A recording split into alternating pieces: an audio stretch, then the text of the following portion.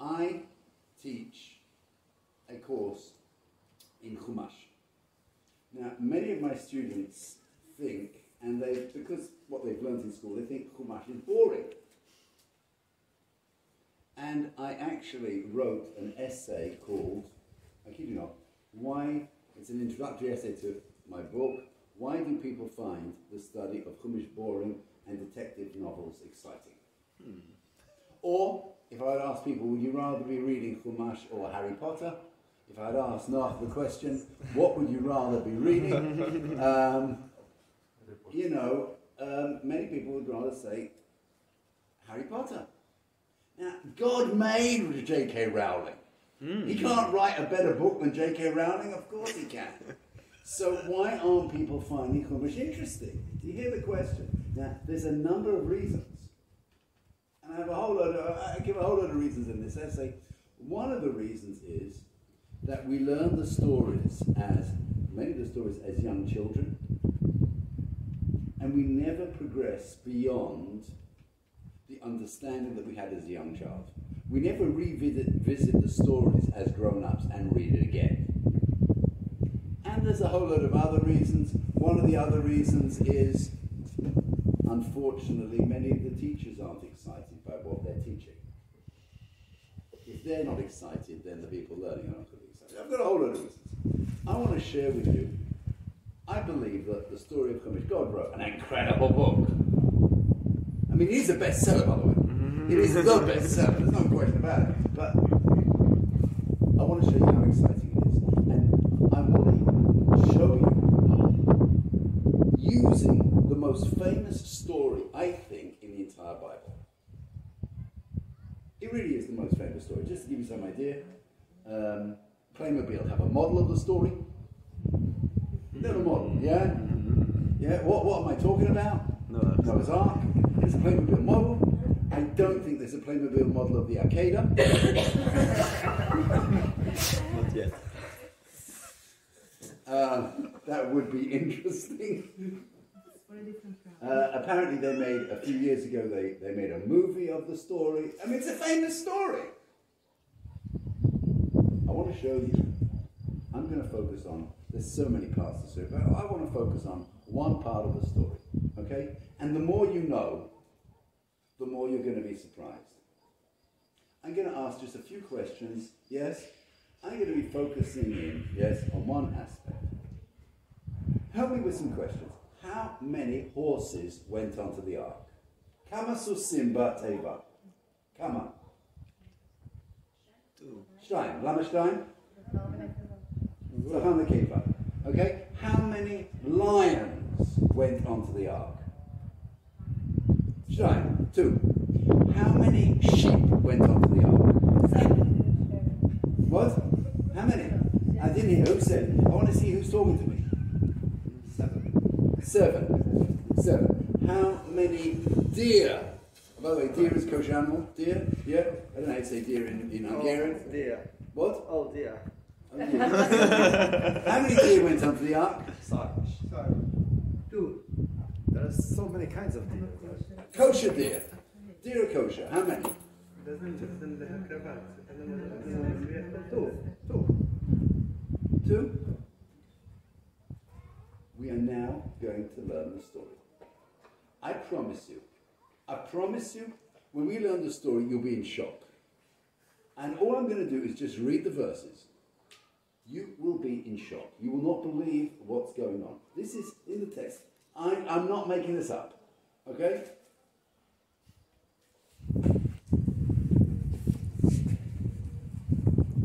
For those of you that understand Hebrew, you can read the Hebrew, yeah? I'll be reading the English, but you can read the Hebrew, and you can check that I'm not making anything up. אני לא מסתיר כלום. הכל כתוב.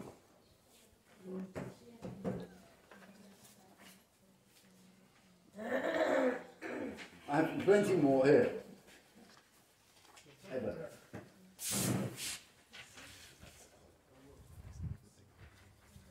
Okay. By the way, after the shiur, this has Shem Hashem. So So we make sure we gather these up. Okay, I'm starting from chapter 6, verse 13. 6:13, a nice easy number to remember. 6:13, okay? God, I'll read it in English. Those of you that know Hebrew, feel free to look at the other side. God said to Noah, this is the first time God is appearing to Noah. And those that know, it actually happens 120 years before the flood. He needs a lot of time because he's got to build this big structure. We spoke about that a little bit yesterday. It's going to take a while. God is appearing to Noah 120 years before the flood. This is his first communication. Now let's read it carefully. The end of all flesh has come before me, for the earth is filled with robbery through them, and behold, I'm about to destroy them from the earth. I am not going to learn the next 3 verses. They're not relevant to me. Today we are focusing not, on the building of the boat. We are focusing on zoology, not archaeology. Okay, fine. Somebody appreciates the joke. And as for me, behold, I'm about to bring the flood waters upon the earth to destroy all flesh, in which there is a breath of life from under the heavens. Everything that's in the earth shall expire. But I will establish my covenant with you, and you shall enter the ark. Who's going to be on the ark? You, your sons, your wife, and your sons' wives with you. Nuclear family. Noah, wife, sons, their wives. And from all that lives, these are the verses that really concern us. Of all flesh, 2 of each shall you bring into the ark to keep alive with you. They shall be male and female. From each bird according to its kind, and from each animal according to its kind, and from each thing that creeps upon the ground according to its kind, 2 of each shall come to you to keep alive. And as for you, take yourself of every fruit that's eaten, and gather it into yourself, that it should be as food for you and for them. Noah did according to everything God commanded him, so he did. Once more, first communication. How many of everything? 2.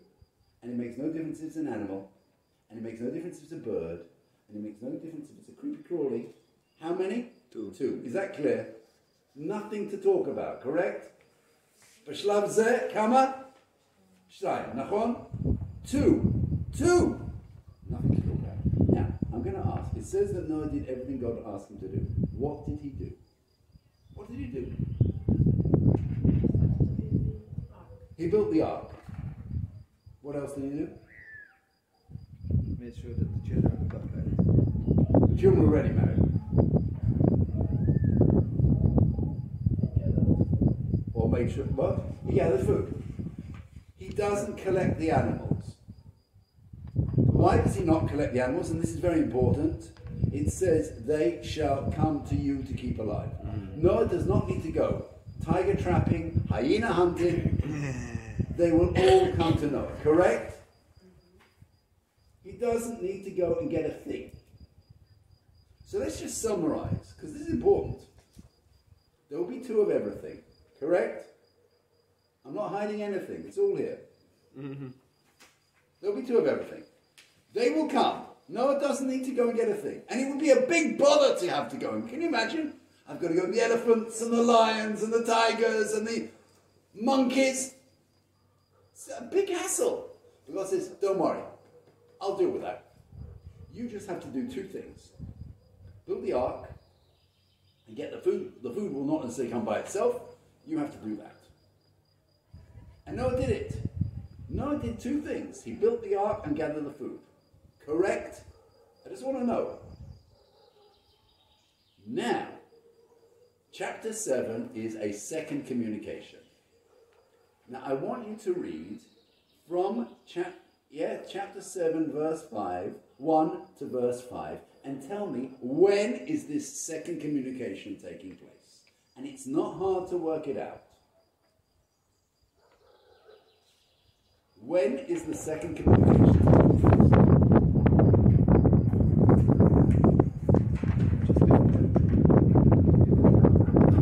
Again? 7 days. Again? Just been 7 days before. 7 days before the flood. Binyamin said, how did you work that out? It says in verse 4. Yes? For in 7 more days' time I will send rain. So we've now gone almost 120 years. Yes? Noah's built the ark, gathered the food, and 7 days before the flood is going to start, communication number 2. Yeah? Noah's been going along with the plan 120 years, 7 days before, we're shortly about to sail. 7 days before, second communication. Right? Let's read it.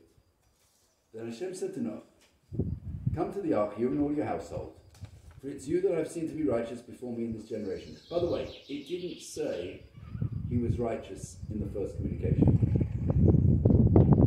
It didn't say I've seen you to. Now, second communication, by the way, I've seen you to be righteous. I would have expected that to come in the first communication. It doesn't, it comes in the second communication. Oh, and now there's some shocking information. Of every clean animal, take unto you 7 pairs, a male with his mate. And of the animal that's not clean, 2, a male with his mate. There's a change in program, no? Wait, God, didn't we have a deal? It was going to be 2 of everything. Suddenly it's changing. And by the way, how many of the clean animals? 14. How do you know that? Because it's 7 male and mates, right? So it's got to be, it's an even number. It's 14. In the Hebrew it says Shivo. Shiva, that has to be an even number. Yes? It can't be 7, it has to be 14. But I want to go further. Do you know what the most shocking words are? And Noah is probably just appalled by this. Take. Wait a sec, God. We had a deal. Yes or no? We had a deal. You said to get a cup. One sec. This is shocking! And you give me 7 days to do it! Couldn't you have told me this 120 years ago? What's going on? Katuv ken or lo? Katuv. So 1 second. The numbers have changed and the whole deal's changed. There's now 14 of the clean. Okay, the non-clean are still 2. How many birds? 7 pairs. But you want to know what's astonishing? You know what's absolutely astonishing? Are you ready? And tell me, with the animals, the clean is 14, the non-clean is 2. What about the birds? All. That's not shocking? 1 sec, think about it. That's not shocking, yes or no? Birds, no distinction made between clean and non-clean. And there are clean birds and non-clean birds. There are certain birds we can eat, and there's many birds we can't eat. When was the last time you had eagle schnitzel?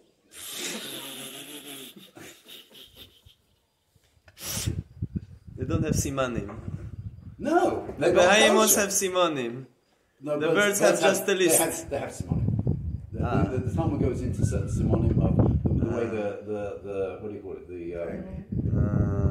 The claws of the feet. There's a number of simanim. Yeah. You're right. The simanim are not mentioned explicitly in the Chumash. Well, okay. And then, so once more, summarize. Now he has to take. And of the clean animals, it's gone up from 2 to 14.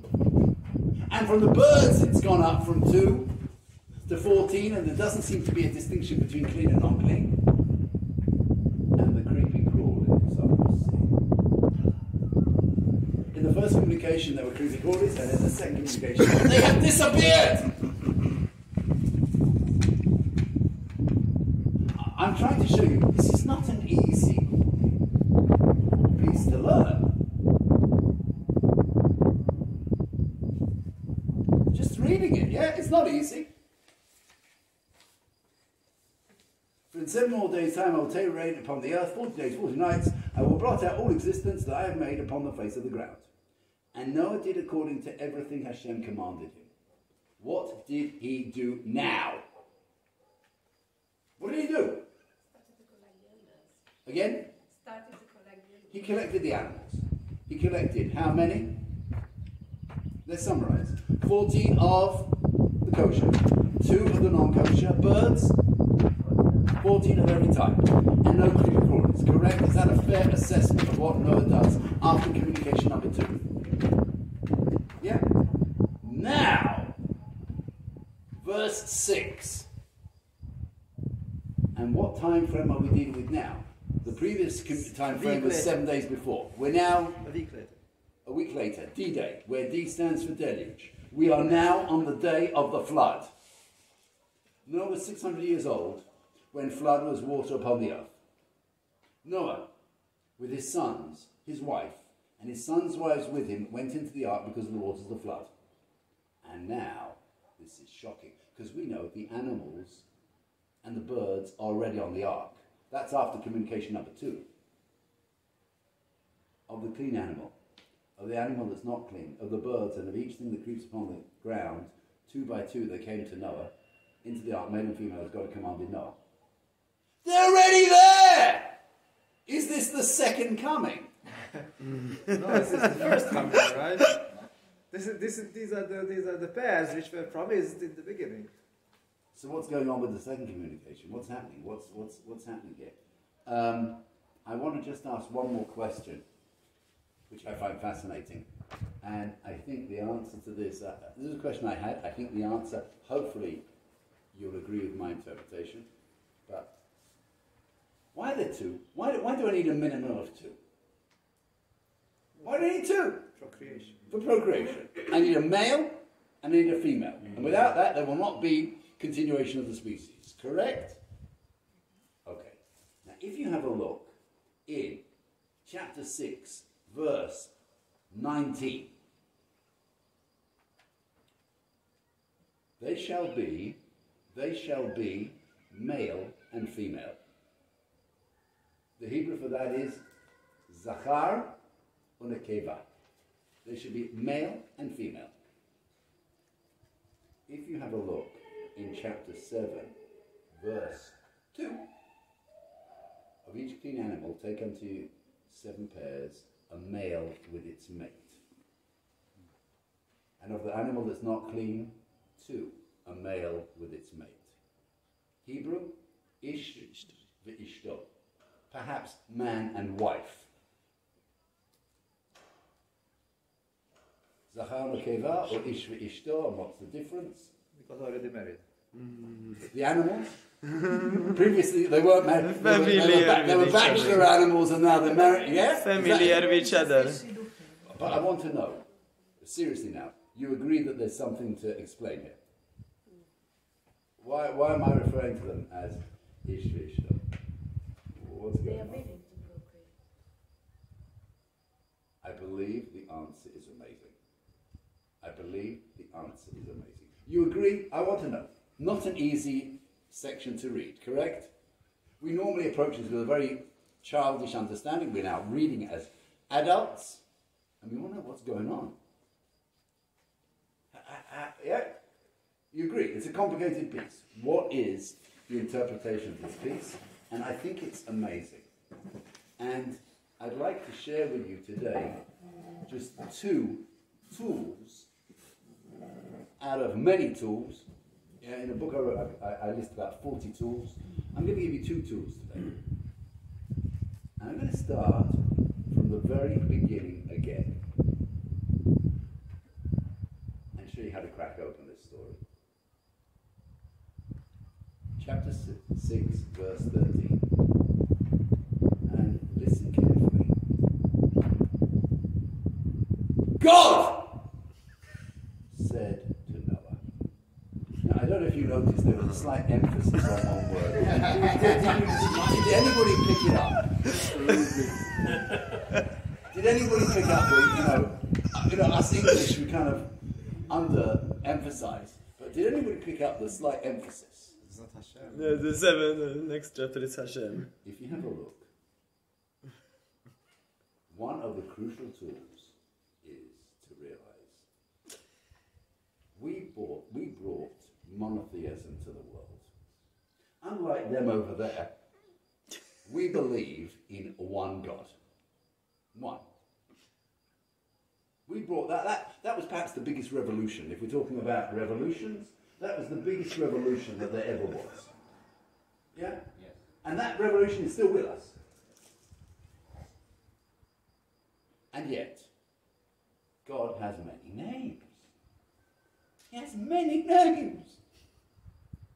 Why? He's only one. He is one. So why many names? Different ways to interact with us. Okay, absolutely. Super. Different ways that we interact. He acts towards us in different ways. And sometimes it's mercy, kindness, judgment, yes? And each one of those attributes has a different name. So there's only one, but different. We see different ways that, as I said, that God relates to us. Now, God is, if you have a look at the Hebrew, is Elohim. Elohim. Now, Elohim has a couple of connotations. Number one, perhaps the most famous, is that it is what's called Midat Hadin. It is the attribute of justice. But, and connected to that, is that whenever we speak about the Almighty in terms of running the world of nature, He runs a beautiful world. Just look around. Incredible. That is Elohim. The God in charge of the world of nature is Elohim. And that's, if you have a look, the gematria of Elohim is the gematria of Hateva, nature. The God in charge of nature is Elohim. Now, who is speaking to Noah with this first communication? It is the God in charge of nature. And what does he have to say? I'm going to destroy the world. I want to make sure that the world of nature continues after the flood. I want to make sure it continues. In order to do that, I'm going to have to take one family. Noah, you've been selected. You're going to be the family, and I'm going to need 2 of every single species, and that way we'll be able to continue every single type of species after the flood. That's what we're going to need to do. And I will bring them. You have to do 2 things, Noah. You have to build the ark, gather the food, I'll deal with the animals. Birds, creepy crawlies, it's all on me. That's what you have to do, that's what I'm going to do. Good, we've got a deal.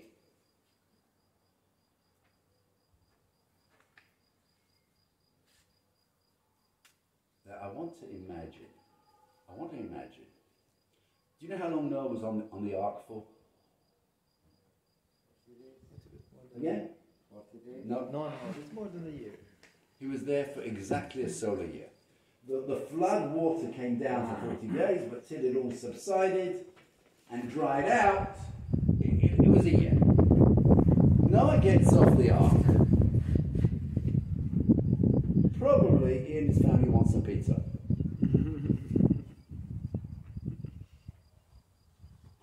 No pizza stores. You know, we spoke about clothes. We'd like some new clothes.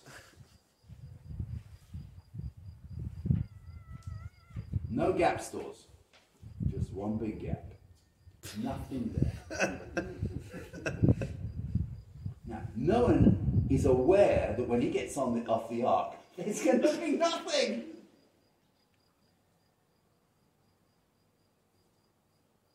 If you know that up front, what do you want to do? What do you want to do? Look around. Again? Prepare for. How? Buy frozen pizza. Frozen pizza. Absolutely. What else besides frozen pizza? Look around. Besides frozen pizza? Is that the only thing you're going to take on the ark? Frozen pizza? Extra animals. What else? I'll tell you. My gosh. Listen, you want to take clothes. You want to take chairs, tables, you want to take, you want to take your entire kitchen, knives, forks, spoons, plates, bowls, you name it, you want to take it. You will not be able to buy it when you get off the ark. You want to stock up. I'm not right? The women want to take a whole lot of clothes. Are you ready for the following? I can't hear you. How much can they take on the ark? How much can they take on the ark?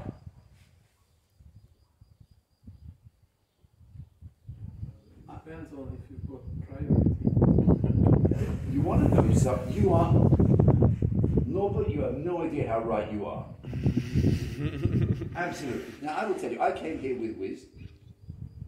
I was travelling economy class. I had one trolley. Not case. No, trolley. One trolley. You know, how much can Noah take? Does somebody have a question? He wants to bring tons. You know, I don't know if you know, he was a farmer.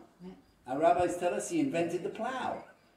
He probably wants to bring a plow. He wants to bring some wagons. He doesn't want to have to reinvent the wheel, literally. How much can he bring? It's going to take up a lot of space. Isn't it an interesting question? Look carefully, second communication. Then Hashem said to him.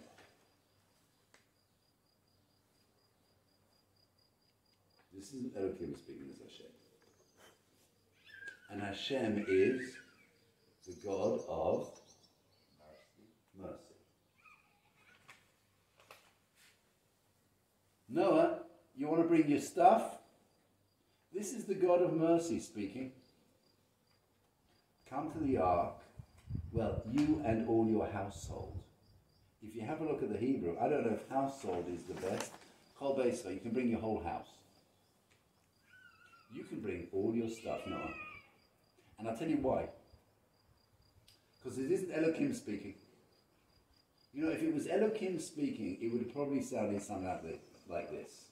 Noah, it's enough you're being saved. Just get on the ark and stop complaining. But it's not. It's the God of mercy. And look what he says. For it's you that I've seen to be righteous before me in this generation. I will tell you, to be saved, Noah didn't need to be so righteous. All he had to do was be the best of a bad bunch. You've got to save one family. As long as you're above the rest, you'll be saved. But you want to travel first class? I will tell you, yeah? You travel business class, you don't just bring one trolley. They give you 2 huge suitcases. Noah is being allowed to travel business class. And you know why he's allowed to travel business class? Because it's a combination of 2 things. It's Hashem speaking, and Noah's at something. To bring his cases, he has to be at something. And he's allowed to bring everything on board. And the women can bring all their clothes. And if that doesn't make it a miracle that this vessel floats, I don't know what does. Can you imagine 4 women bringing all the clothes that they ever wanted? Sorry. I can tell you one thing. My wife could not travel with one trolley. That's your problem. I'm delighted for her. Okay, so Noah can bring all his stuff, right? Now, Noah was a farmer. Noah was a farmer. He had lots of animals on his farm. He had horses. He had oxen, bulls that pulled his plough. I will tell you, I have several times been on, like here, but teaching in America, out in the middle of nowhere, Wyoming, Montana, and several times I had the opportunity of actually going to a rodeo. A rodeo. Rodeo? Rodeo. And I don't know, has anyone here ever been to a real rodeo? I will tell you, It is terrifying.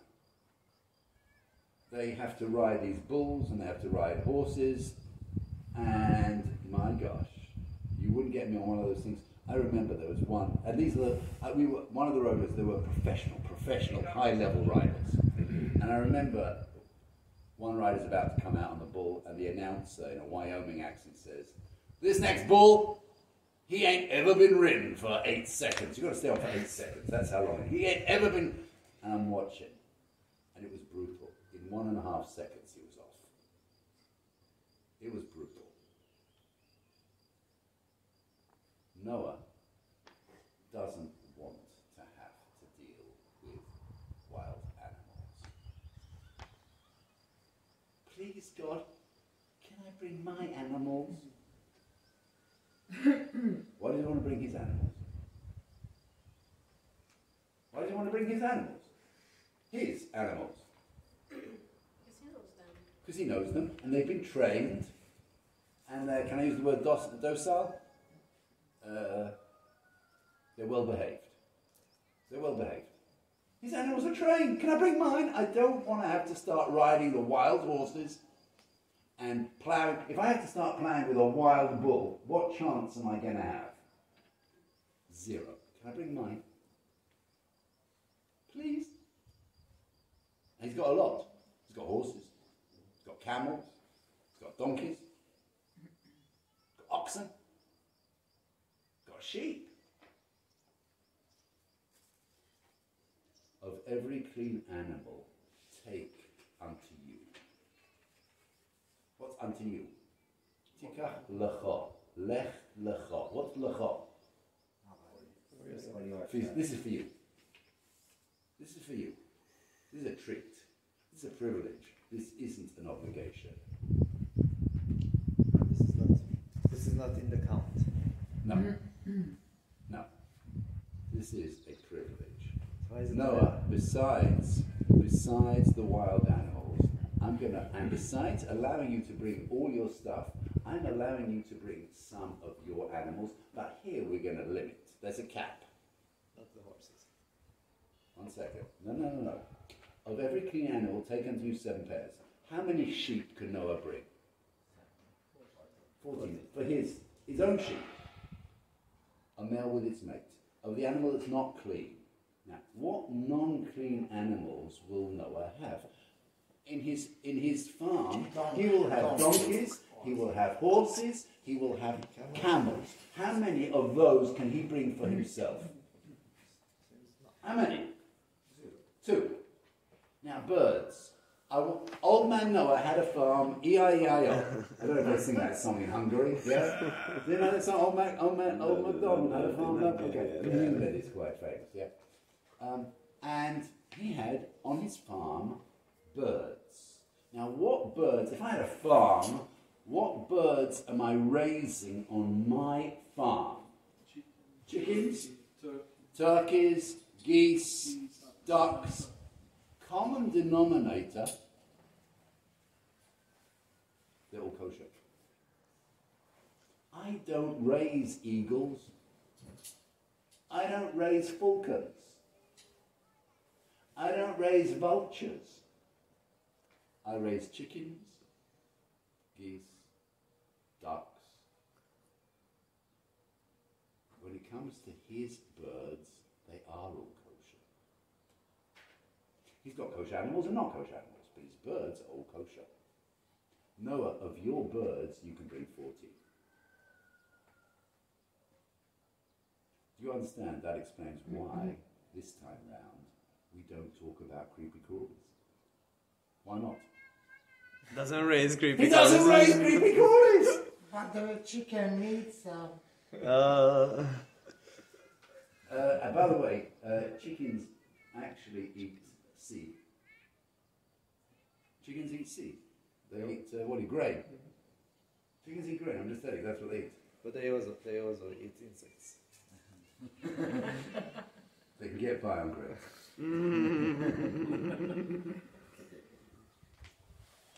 If you understand what we are talking about, that in this communication we are talking about Noah's animals, his his own personal stock, then something phenomenal. Ladies and gentlemen, out there in the big world, there are two types of relationship between the opposite sex. One is a relationship of male and female, and one is man and wife. And my blessing to everybody here is that our relationship is man and wife. That's a different level of relationship. Everybody understands what I'm saying, yes or no? You can have a zachar nekeva relationship, and you can have an ish v'ishto relationship. When we're talking about the wild animals, it's zachar nekeva. When we're talking about Noah's animals, it's ish v'ishto. That's incredible. Noah's animals are on a different level. They have been civilized, they are domesticated. That's incredible. I think that's incredible. I think it's absolutely incredible. Yes, but and now, so if we summarize what happens after communication number 2. Summarize what happens after communication number 2. Again? It is the Shep said. What? What was it the Shep said? Summarize what he did. He brought his animals. How many? 14 of the kosher. 2 of the non-kosher. How many birds? 14 of all his birds. Why 14 of all his birds? Because they're all kosher. Did he bring any creepy crawlies? Why not?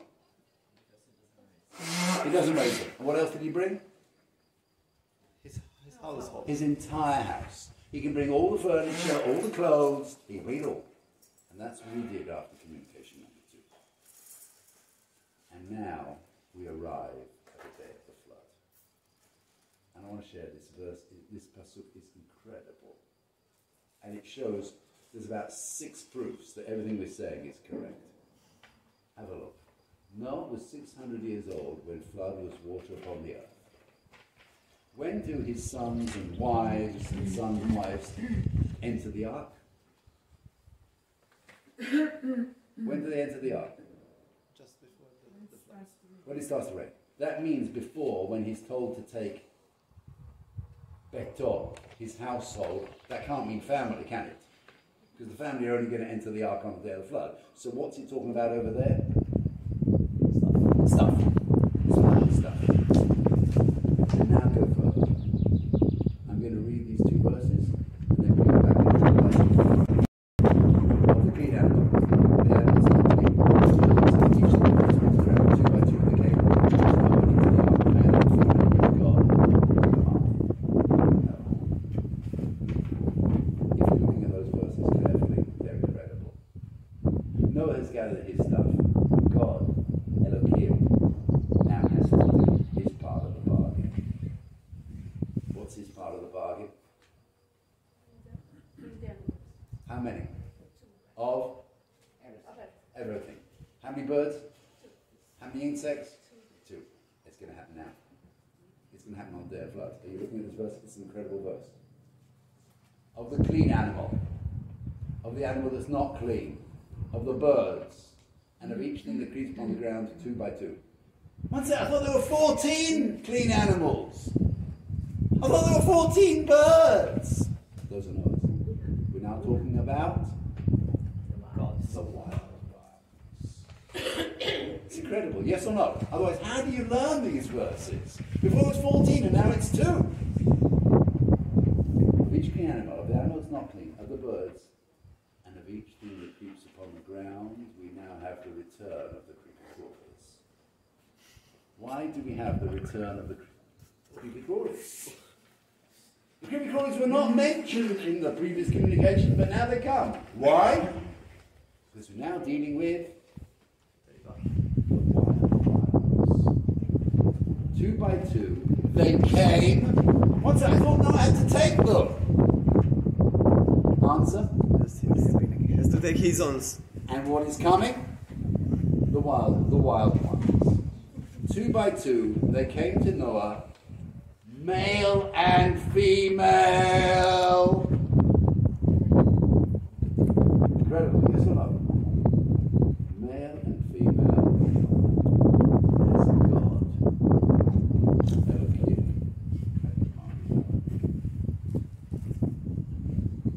An incredible story, yes or no?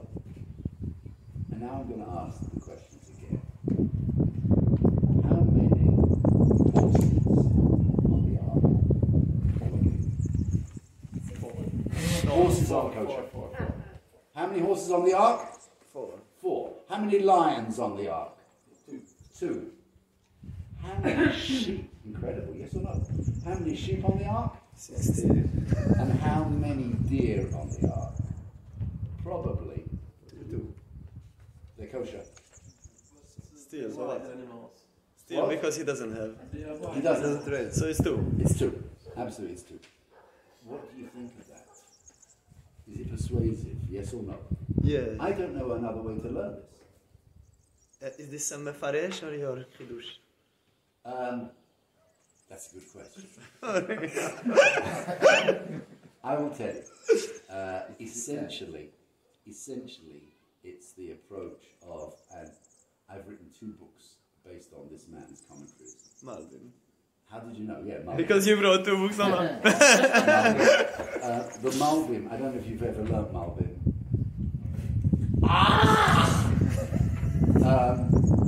The one thing that he doesn't say, that I'm convinced is true, I'm basing myself on his approach, that he doesn't say that I think it's persuasive. He doesn't talk about the difference between Zachar and Keva and Ish v'Ishta. But according to what he said, whoa, isn't it beautiful? He doesn't say that. That was, Hashem left something for me to add, yes? But this is, to me, the Malbim, if you want just to have pure Onik Shabbat, Onik Shabbat, Hungarian? Onik Shabbat, yes? If you want to have pure Onik Shabbat, nice hot drink, and a Malbim, man, nothing is better than that. He's the classic master in, let's look at the text, let's read it properly. He's using the tools first. Wow. Absolute wow. The first book, the first pirush that he ever wrote, and this is something I highly recommend, and in fact, if people want to read a Torah work, and they have zero experience, the book that I recommend, it was the first commentary that the Malbim wrote, and I couldn't resist translating it. It's mind-blowing. It's the Malbim on Megillas Esther. Everyone knows the story, the Esther story. He takes you through it. You just go, wow. And the beauty is, he doesn't add anything, he extracts. There's something, just the text as it is, and our eyes and be amazed. That's the Malbim everywhere. Malbim on Esther is a classic example of that. You want to put it out to people who've never learned. You want to know what Torah study is like? Read this. It's a tremendous introduction. I think so.